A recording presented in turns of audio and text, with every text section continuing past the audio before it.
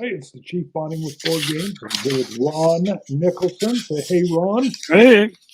All right, we're going to be, let me bring this on screen a little more. So Twilight 2000, Dan Pancaldi from No Enemies Here is going to, he's actually already created a character, a sniper. And right now, Ron and I are going to create his. As far as the game, how much have you read in where you understand kind of the post-apocalypticness? Well, I've looked at the map. Yep, That's a good map. it is. Yeah, you did a good job. And I've looked at the character sheet, and not much in the rules. Not much. Perfect. Well, I'm going to walk you through a couple things. Ron, if you don't mind me adding in, Ron may, on occasion, even flip down his screen if he chooses. Now, Ron, you have Parkinson's, right? Yep. Same as Michael J. Fox. Same thing, yep. And you said that sometimes, depending on a bad day or even if the stress or nervousness, sometimes the shaking's worse on other days.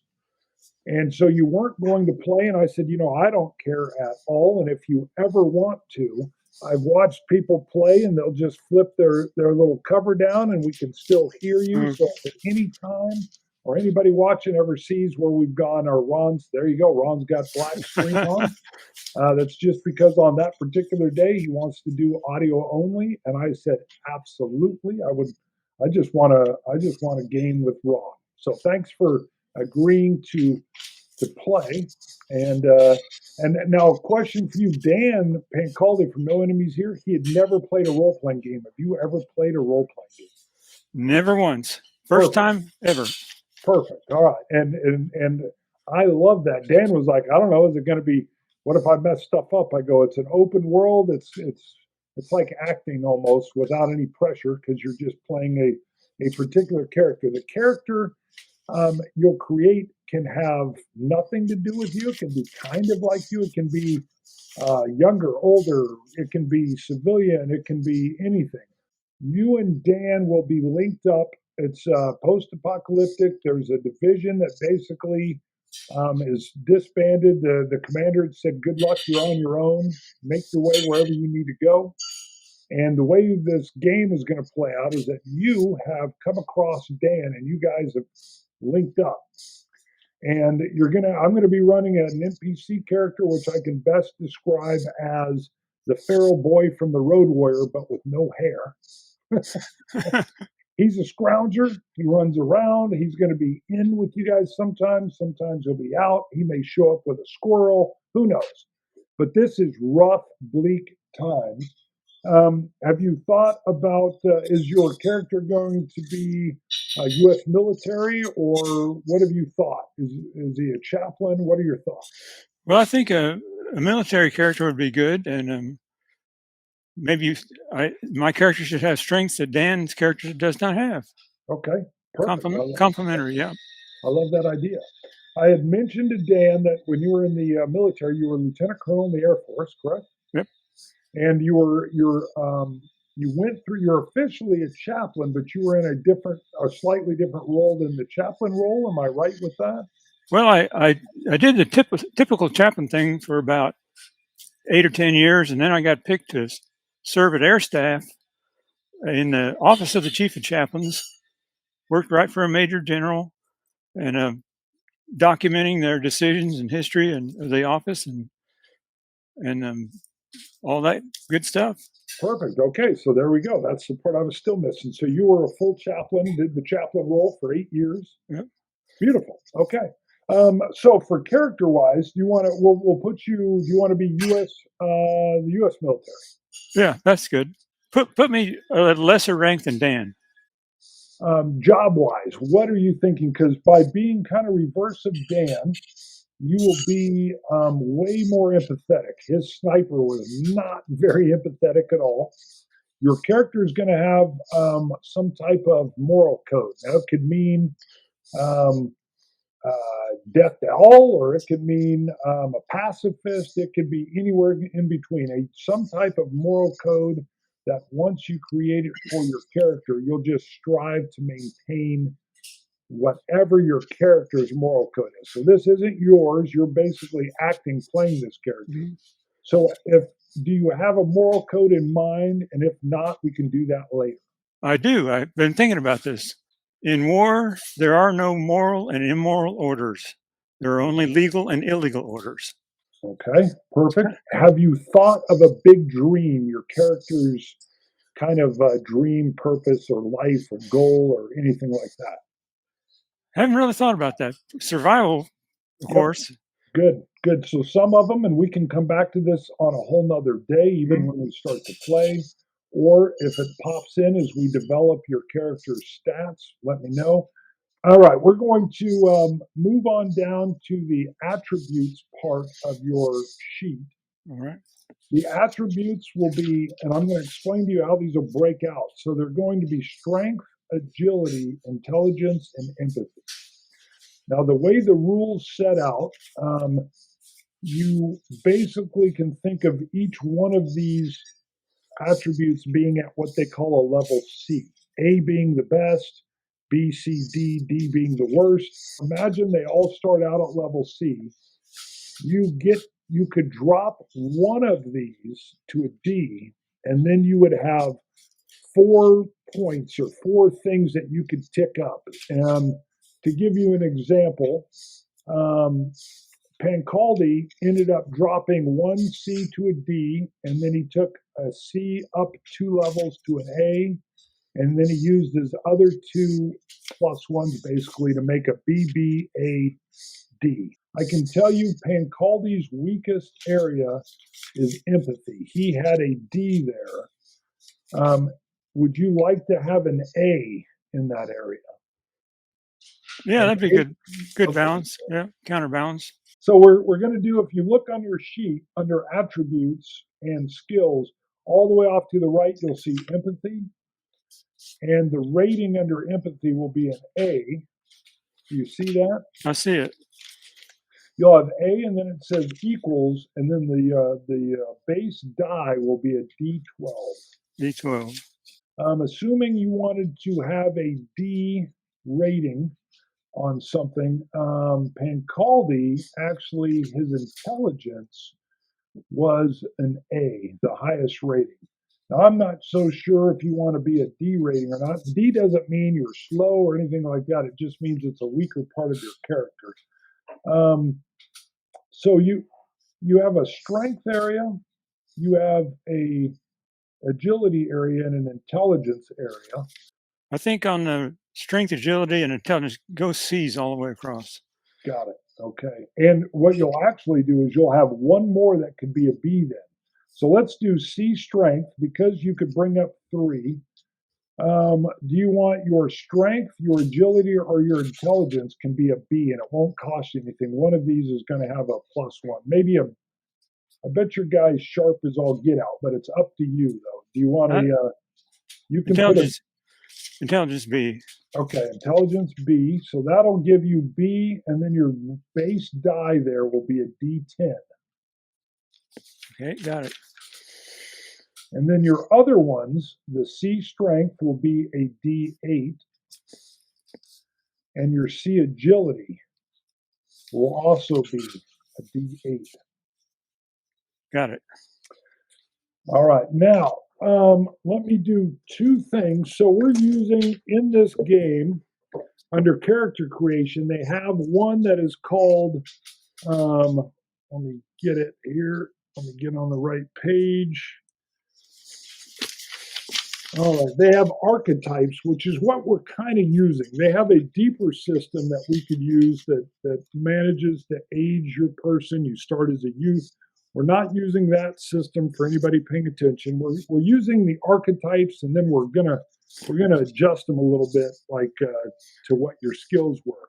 If we're looking at some of the archetypes that are out there that would fit where you're at right now, kind of with being in the Air Force, we do have a medic.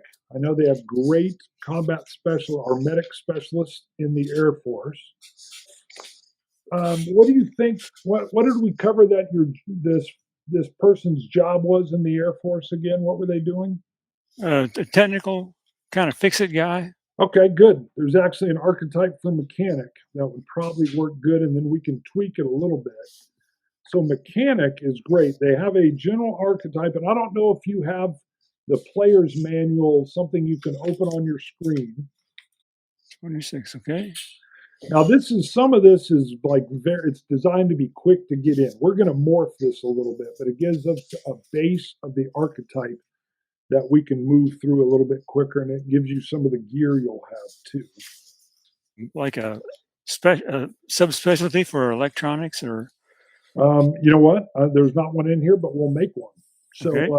We're going to do your specialty, and I'll double check some of this in the rules later, but we're going to do electronics. You'll notice under strength, agility, intelligence, and empathy, there are 3 skills under each one of those. Those are subsets.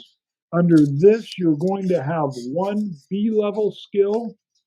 You're going to have 2 C-level skills, and then you're going to have 3 D-level skills. So your B-level skill is your best. Do you want that to be tech in general? Tech is good. Yeah. Good. All right. So under tech, you're going to list another B, and then it'll B equals D10. Okay. Now you're going to be able to pick 2 C-level skills. So it's better to have a D than nothing. Exactly. Yeah, you're going to end up with 2 C skills. You get 1 B, 2 C's, and 3 D's. But you can still do all of these skills, but if they're blank, you'll just be using that top attribute to pull them off. Got it. What about survival? I love it. Yeah, survival. So this is a very dark post-apocalyptic Red Dawn, dystopian kind of future. So that's fine. You want a C in survival? Yeah, that's good. I love it. That'll be a D8. C, D8. All right, let's see. And you've got another C that you can use somewhere. Driving. Driving. Okay, we're going to put down another C for driving, another D8. That'd be good. So like under that one, your agility is also D8. If you were driving even a tank, because of your technical knowledge and your intelligence, basically, though, you're driving so good under agility, you would be rolling 2 D8s. So that really fits. You're sharp. You pick up things quick. I like it. Now you've got three Ds, which equate to a D6 when you're rolling. But so you have 3 Ds that you can put out there. D is in dog? Yep, D is in dog. And it'll equate to a die roll of a D6 die roll in the game. Well, maybe give me a D in heavy weapons. Okay, I like it. D in heavy weapons. So a D6. What do you recommend? This is a pretty brutal game, and your character can die. Medical aid is very good in this one, and you will have a medical little miniature like field bag. Your empathy is so good, having a D under medical aid might be very good. I'll take it. Okay. So you've got a D under medical aid, which means like if you were patching Dan or a kid or a civilian up, you would roll a D12 because your empathy is so high, and you would roll a D6. Let's go to stamina. All right, stamina. Got to stay alive. That's it. D, and then you'll have a D6 under that one as well. So you've got your skills covered. Now, again, you can improve these in game later on. You can learn new ones that are blank. You can do all of that. We're going to move down. If you go past your specialty, which has electronics, and we'll flush that out a little later, but basically you're good with all electronics. You'll see combat, you'll see damage, and then you'll see your hit capacity. So your hit capacity is going to be you adding up the strength D8 and your agility D8 for 16, and then dividing by 4. So your hit capacity will be a 4. Okay. All right. And then we do the same for stress. Your stress is kind of like your mental stress or your physical body stress. Under this one, you take your intelligence D10 and your empathy D12 obviously we're giving you 22. That is divided by 4 and rounded up at 6. So you have a great stress capacity, and your hit capacity is 4. So that is if you get shot or cut. Your coolness under fire, they call it your cuff, your CUF. That is a default under mechanic, and I'm going to look at it on page 26. Your coolness under fire is a D. So D is, of course, lower, but that's simply because you are not a frontline troop, and I actually think that lines up with an electronics Air Force tech guy perfectly. Unit morale. You guys are a unit of 2 with a feral kid coming and going. I think you're going to have pretty good morale, but I told him, oh, matter of fact, we must have determined that.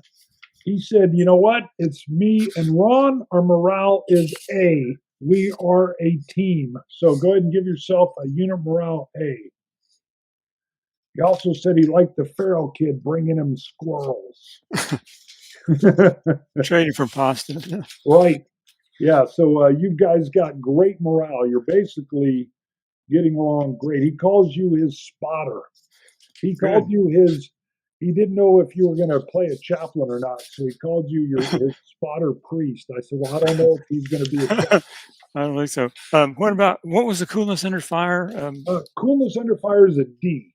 And what that has to do, that deals more with like, if somebody shoots at you and misses, you can get suppressed a little bit easier than say, oh, the sniper is a B. So he might be a little more used to being shot at, and he doesn't suppress as easy. Or is there any other assault rifle that, it's US, so it's probably the M16, but is there anything else you think you'd want to carry? Well, I have that D rating in heavy weapons. Does this count as a heavy weapon, or is that an artillery piece or something? No, heavy weapons would be machine guns, mortars, and stuff. But the way things broke down, I have zero problem at all as a mechanic if you wanted to carry like an M60 or an M240, which are both light machine guns. Do you want to carry a light machine gun? I better carry one, a light one, because my stamina is not that great. So good. I like it. Your stamina is all right. Do they still have those weapons that fire the flechette rounds?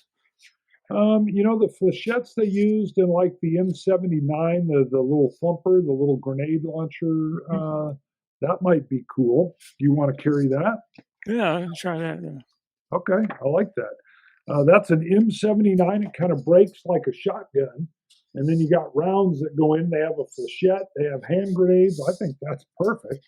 And it's actually not that much heavier than a regular gun here. So I'm going to list under your weapons the M79, and we'll come back to that. There's some things we'll do on the sheet. But if you go all the way down to the bottom, you'll see weapons. You can just write M79, and it's a grenade launcher, but we'll take a look at that. That's a perfect tool. I like it. As soon as you said flechette, I knew what you were talking about. All right, D6 for your weapon. Okay, that's interesting. So this is going to be ammo. Do you have a 6-sided die around? Sure. Okay. I love gamers. Yeah. I say D6 die, and you're like, heck yeah, I got one.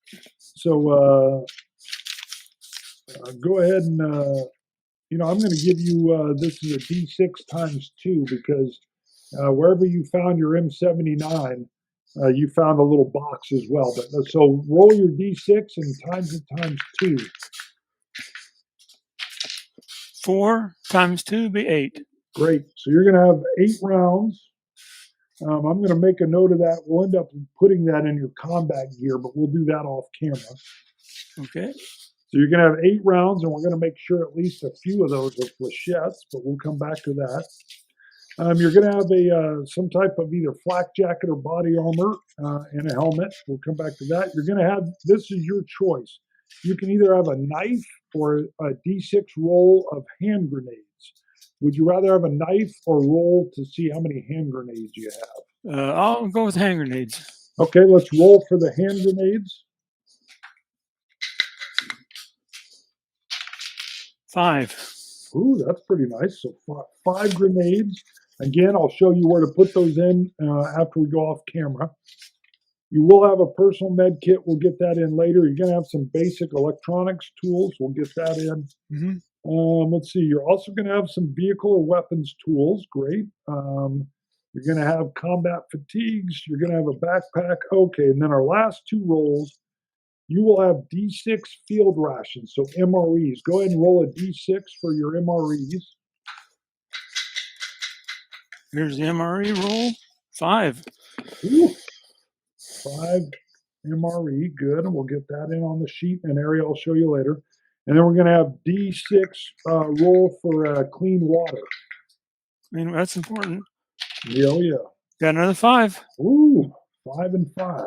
Excellent. All right, so I'm going to do a little wrap up here, and then we'll go. You and I will just go off the live side here, but we'll still kind of flush out some little details. So your U.S. military Air Force, your electronics tech expert. You've also dabbled in some heavy weapons. I even imagine you may be doing some loadouts on some of the equipment, so you know how these things work. Your moral code is in war. There are no moral or immoral, I think, Orders. Only legal or illegal. Yeah. Got it. Perfect. So the orders, let me make sure I make a note there. Very good. We've got that you're carrying an M79, which is a breech open, almost shotgun kind of shooting grenade launcher that also has flechette rounds for close-in quarters combat. You're very well set with your water and your food. You are attached to the sniper, who's a NATO Italian special ops guy that you two ran across each other. And you got a little sparrow kid that runs in and out and helps you out with squirrels nowadays. Let me end this broadcast, and then we'll finish fleshing out some of your character sheet. Is there anything you want to add in? On the grenades? Yeah. Can one of them be made a smoke grenade? Oh, absolutely. Not sure when we're going to go live with some games, guys, but as I'll do some updates. And thanks for everybody that'll tune into this later. And let me end the broadcast portion.